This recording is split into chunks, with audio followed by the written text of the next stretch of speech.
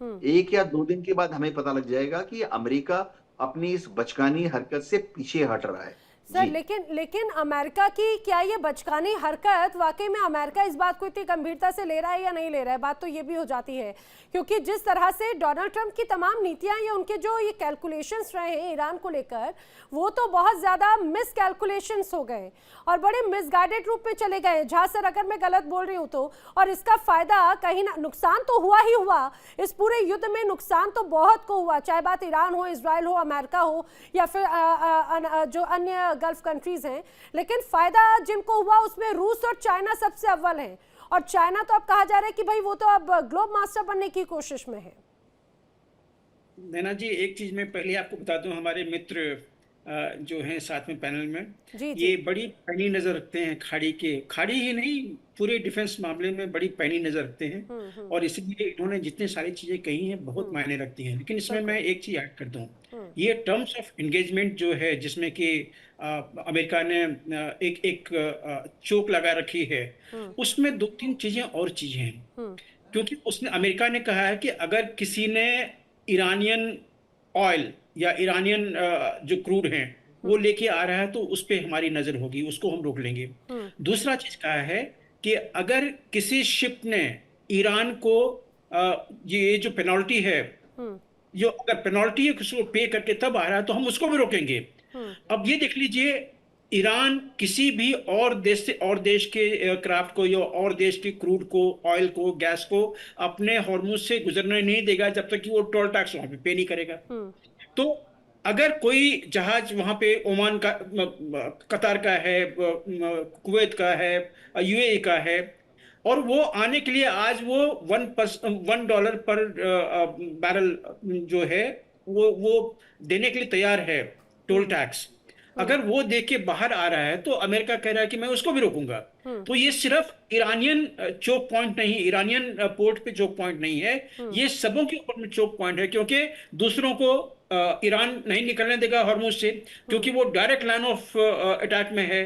जो जो लरक आइलैंड को जो स्कर्ट करके आ रहे हैं ये लोग, वो 5 किलोमीटर के दायरे में है। वहां तो उनका आर्टिलरी, ईरान का आर्टिलरी वहां पे तबाही मचा देगा। तो इसलिए कोई ये रिस्क लेने के लिए तैयार नहीं है, टोल टैक्स देके वो निकालना चाहते हैं और बहुत दिनों से रुके हुए हैं। तो इसके ऊपर भी चोक पॉइंट लगा हुआ है। अनन्या जी, आपने कहा था कि चीनी जहाज निकल गए। आज सुबह की मुझे खबर थी कि 2 चीन के जहाज को वापस भेजा अमेरिका ने।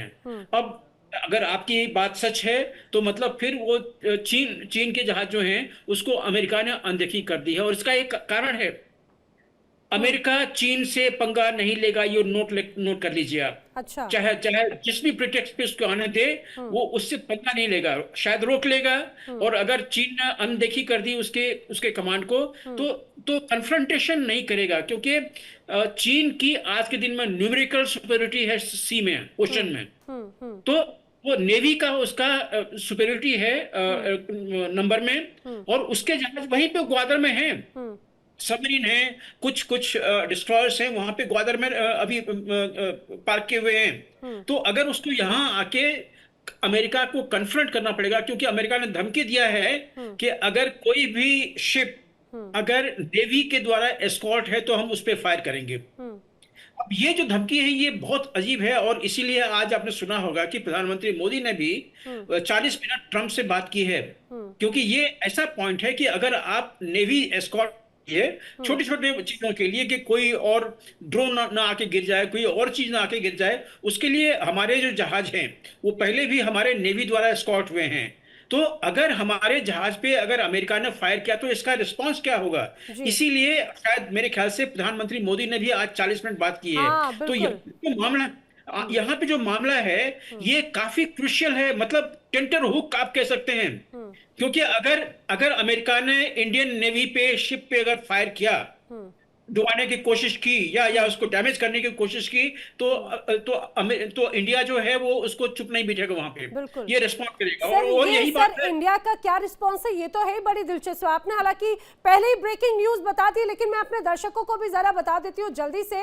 मिडिल ईस्ट का ये जो तनाव है, इन सारे परिस्थितियों के बीच में डोनाल्ड ट्रंप और प्रधानमंत्री नरेंद्र मोदी के बीच में फोन पर बातचीत हुई है, और ये बातचीत कई मायनों में महत्वपूर्ण है। बताया जा रहा है फोन पर बातचीत 40 मिनट तक हुई और इस बातचीत का जो एजेंडा है वो अलग अलग विषय तो है, लेकिन यूएस और ईरान के बीच में जो तनाव है उस पर बातचीत एक तरह से मुख्य तौर से रही। Jha sir, please to be continue, बताइएगा कि आखिर ये बातचीत क्या मायने रखती है सर। ये आपका ब्रेकिंग न्यूज था, मैंने दे दिया। मुझे इसका पता था लगभग 2 घंटे 2.5 घंटे पहले से, इसलिए मैंने इसकी जिक्र की, क्योंकि इसके मायने ये हैं कि ये जो मिडिल ईस्ट का जो ये ब्लॉकेज का जो मसला है, ये एक नीडस है थर्ड वर्ल्ड वॉर के लिए। क्योंकि जिस भी नेवी के शिप पे अमेरिका हमला करेगा वो नेवी जरूर रिटेलिएट करेगा। और अभी फिलहाल बाकी नेवीज वहां पे नहीं आई हैं, सिर्फ कुछ नेवल शिप्स जो हैं चाइना के ग्वादर में हैं, वो अपने शिप को एस्कॉर्ट नहीं कर रहे हैं। लेकिन इंडियन नेवी द्वारा एस्कॉर्ट की गई थी पास्ट में। अभी जो 2 शिप जो आज निकले हैं या कल और आज निकले हैं, आई एम नॉट श्योर कि ये एस्कॉर्ट किए गए थे, तो इसलिए इसके बहुत बड़े मायने होते हैं। और तीसरी चीज, आज के दिन में सबसे ज्यादा आहत कौन हो रहा है? यूरोप। क्योंकि यूरोप में सामान नहीं जा रहा है। और जैसे मैंने कहा कि बाकी जो 6 कंट्री हैं, इराक ले लीजिए, कुवैत ले लीजिए, यूएई, कतर, बहरीन, सबों के जो तेल सामग्री जो है, क्रूड हैं, ये जो भी जहाज लेके आ रहे हैं उनको ईरान को टोल टैक्स देना पड़ रहा है पहले। लेकिन सर अब तो ये हालात हो गए हैं कि टोल टैक्स दे भी रहे हैं, लेकिन उसके बावजूद वो रास्ता पार नहीं कर पा रहे हैं। अब उनके लिए तो स्थिति चारों तरफ से घिर गए हैं। लेकिन इस बीच ये भी अपने दर्शकों को बताते चले कि टोल टैक्स देने की बात भले ही कही जा रही है, लेकिन डोनाल्ड ट्रंप पहले ये चाह रहे थे कि जो वसूली की जा रही है, वसूली का आधा जो हफ्ता है या फिर हफ्ता वसूली का जो आधा हिस्सा है वो अमेरिका को जाए। लेकिन ईरान इसके लिए तैयार नहीं था। ईरान ने कहा कि नहीं, हमारी इतनी ज्यादा अर्थव्यवस्था चरमराई है, पूरी तरह से बिगाड़ा है, हफ्ता वसूली तो हम ही करेंगे। क्या ये भी बहुत बात दिल पे लग गई यूके देवनाथ जी अमेरिका को? देखिए, डोनाल्ड ट्रंप कब कहां कैसे क्या बोल दें। एक तो अमेरिकन एडमिनिस्ट्रेशन। अच्छा देवनाथ सर, मुझे एक बात बताइए, क्या ये हफ्ता वसूली नहीं तो और क्या है? कुछ समय पहले का वो वीडियो भी मुझे याद आता है जब डोनाल्ड ट्रंप ने तमाम यूएस में जो अलग अलग जो एमएनसीज के या फिर बड़े बड़े एंटरप्रेन्योर्स थे उनको बुलाया और सबसे पूछा कि अच्छा तुम कितना देने वाले हो, तुम कितना दोगे अमेरिका में, कितना इन्वेस्ट करोगे? वो हफ्ता वसूली का ही एक तरीका है। जी हाँ, डोनाल्ड ट्रंप, अमेरिका एक बहुत ही अजीबोगरीब देश है। वहां पर ओपन डिक्लेरेशन के बाद कोई भी किसी को कुछ भी दे सकता है। वहां पे जैसे रिपब्लिकन पार्टी है, डेमोक्रेट्स हैं, जैसे अभी वहां पर मिड टर्म के लिए सारे डोनर्स जो हैं लाइन लगा के डोनेशन दे रहे हैं। वहां पर अभी फंड रेजिंग का सीजन है मिड टर्म इलेक्शन के पहले। तो वहां पर बहुत अद्भुत सिस्टम है कि डिक्लेयर करना पड़ता है एक कंपनी को या संस्था को, और वो रिपब्लिकन्स को या डेमोक्रेट्स को या किसी को भी फंडिंग कर सकते हैं। किसी भी अमेरिका में एक और बाय लॉ लॉबीज को फंड करना वहां ऑफिशियली परमिटेड है। जैसे समझिए, वहां पे एक लॉबी है, वो चाहती है कि गोल्ड की कीमत बढ़ जाए। एक और लॉबी है, वो चाहती है कि इलेक्ट्रॉनिक्स चीजों पर कम टैक्स लगाए जाए। तो ये जो लॉबिस्ट होते हैं, ये प्रॉपरली रजिस्टर्ड होते हैं, छुप के नहीं काम करते, और इनको फंडिंग करने वाले होते हैं। जैसे गोल्ड लॉबिस्ट जो को गोल्ड के जो संस्थाएं वो फंडिंग करती हैं, एकदम ओपन ट्रांसपेरेंसी होती है। आपको मैं बताऊं नैना जी, आप हैरान हो जाएंगे। पाकिस्तान की एम्बेसी वहां लॉबिस्ट को पैसा देती है ताकि वो कांग्रेस में पाकिस्तान के लिए फेवरेट पॉइंट डिस्कस करे। चलो मैं एक चीज बता देता हूं कि सीक्रेट नहीं है। अब भारत की एम्बेसी ने भी वहां लॉबिस्ट को हायर किया है। हम भी अमेरिका में लॉबिस्ट को पेमेंट करते हैं ताकि हमारा जो लॉबिस्ट है अमेरिका में, भारत से पेमेंट लेने के बाद वहां पे कांग्रेस में भारत के प्रति एक अनुकूल माहौल बनाए। बहुत ही अद्भुत अजब देश है अमेरिका। सही, ये अलग ही इकोसिस्टम क्रिएट करके रखा है। वेल, मैं एक बड़ी खबर अपने दर्शकों को बताती चलूं। जिस तरह से मिडिल ईस्ट में तनाव है, अब अमेरिका से अलग थलग लोग होते हुए नजर आते हैं। ना सिर्फ अमेरिका बल्कि इजराइल पर भी अब नाराजगी जताई जा रही है। जैसे इटली ने अब इजराइल के साथ में अपना रक्षा समझौता रोक दिया है। इटली ने इजराइल से अपना रक्षा समझौता रोका। जॉर्जिया मेलोनी ने सीधे सीधे स्पष्ट कर दिया है कि अभी जो हालात हैं, मौजूदा हालात को देखते हुए इजराइल के साथ अपने रक्षा समझौते को फिलहाल रोका जाता है। दरअसल ये रक्षा समझौता हर 5 साल में रिन्यू होता है। अब वक्त था रिन्यू होने का, लेकिन जॉर्जिया मेलोनी ने क्लियर कट मना कर दिया। उसकी 2 बड़ी वजह बताई गई। एक तो अमेरिका की तरफ से या खास तौर से डोनाल्ड ट्रंप की तरफ से पोप पर जो विवादित बयान दिया गया वो, और उसके बाद में अब ये कहा जा रहा है कि इजराइल की सेना लेबनान में दरअसल संयुक्त राष्ट्र की जो शांति सैनिक हैं उनके काफिले पर बड़े हमले करता है, और ये बिल्कुल भी स्वीकार नहीं है। लेबनान के नागरिकों पर जो हमले हैं वो इटली का कहना है कि हम स्वीकार नहीं करेंगे। इसीलिए अब रक्षा समझौते क्लियर कट मना कर दिए, जिसकी वजह से डोनाल्ड ट्रंप भी बहुत ज्यादा चिढ़ गए। एक और बड़ी खबर इसी से जुड़ी हुई, जल्दी से जान लीजिए। अब मेलोनी को लेकर डोनाल्ड ट्रंप ने बड़ा बयान दिया है।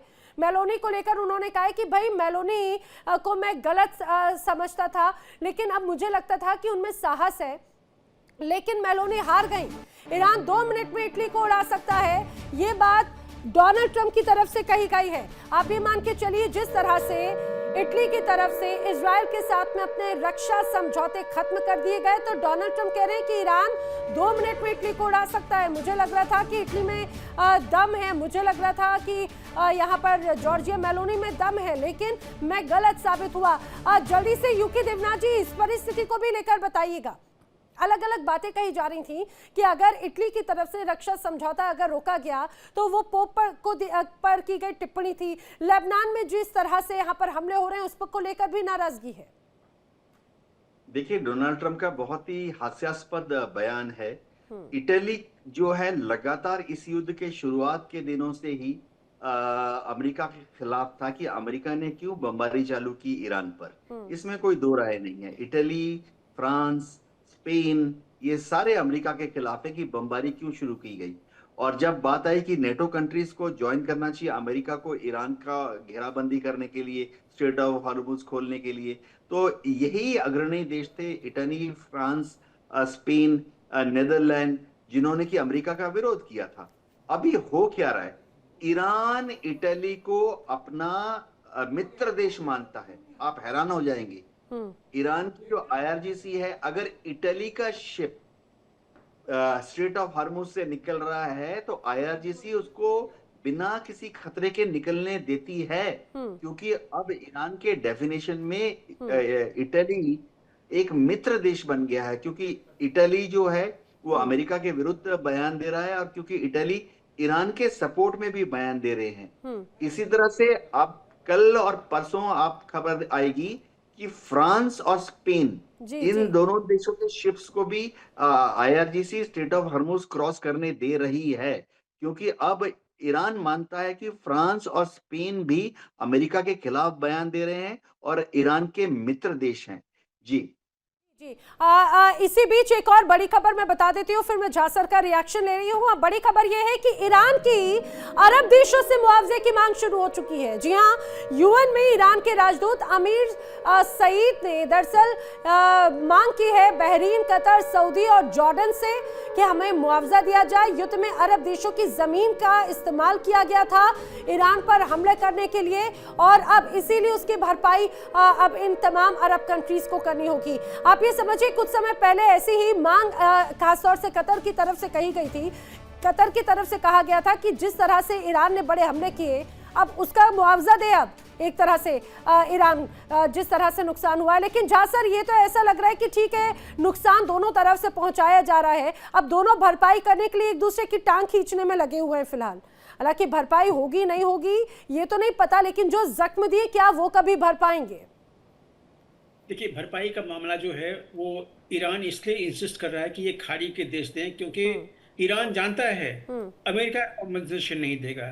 अमेरिका ने वियतनाम को तबाह कर दिया, कॉम्पनसेशन नहीं दिया। अमेरिका ने जापान पे 2 न्यूक्लियर बॉम्ब गिरा दिए, कॉम्पनसेशन नहीं दिया। इराक को खत्म कर दिया, कॉम्पनसेशन नहीं दिया। अफगानिस्तान को खत्म कर दिया, कॉम्पनसेशन नहीं दिया। तो सीरिया को खत्म कर दिया, कॉम्पनसेशन नहीं दिया। तो इसलिए अमेरिका की हिस्ट्री में कॉम्पनसेशन देना नहीं है। अब ईरान किससे कॉम्पनसेशन ले सकता है, क्योंकि ईरान का डैमेज बहुत हुआ है, बहुत डैमेज हुआ है, जो लोग रिपोर्ट नहीं कर रहे हैं। पूरी की पूरी एयरफोर्स एयर डिफेंस सिस्टम वो खत्म हो गई उसकी।